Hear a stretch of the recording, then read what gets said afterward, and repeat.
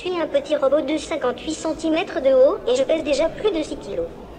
Alors ça fait 2 ans qu'il est là, sauf que celui-ci il est dans une toute nouvelle version matérielle, puisqu'il a des moteurs un peu plus puissants, plus résistants, avec des pignons métalliques. Donc on a un modèle beaucoup plus résistant et avec aussi de nouveaux capteurs et de nouvelles capacités. Donc il est capable de suivre le son issu d'un environnement pour tourner la tête en fonction de là où vient le son. Qu'est-ce qu'il possède de plus aujourd'hui? Un outil performant de gestion du dialogue, puisqu'on peut interagir avec lui, avec une programmation bien entendu. Donc il lui faudra implémenter ce que va dire la personne qui va l'interroger et effectuer des réponses assez courtes si possible pour avoir du oui, non ou je ne sais pas.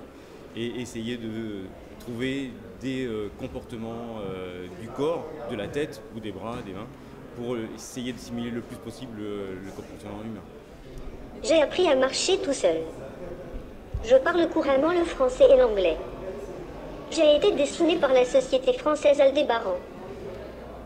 Il a la capacité de gérer de manière autonome à l'aide d'un certain nombre de capteurs très technologiques, puisqu'il possède des accélérométeurs, il possède des différents capteurs lui permettant de connaître sa position exacte en fait.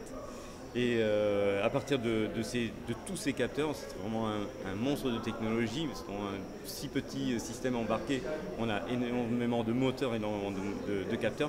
Il est capable de garder son centre de gravité qui est comme nous à peu près au niveau de nombril, donc de rester sur un pied et de contrôler que l'appui sur son pied fait qu'il n'est pas en train de tomber. S'il tombe, ce qui peut se faire, et qu'il va se mettre en position de protection, il va avoir les bras qui vont se mettre le long du corps, et il va devenir tout souple, tout mou, pour tomber sans se faire trop mal, un peu comme nous.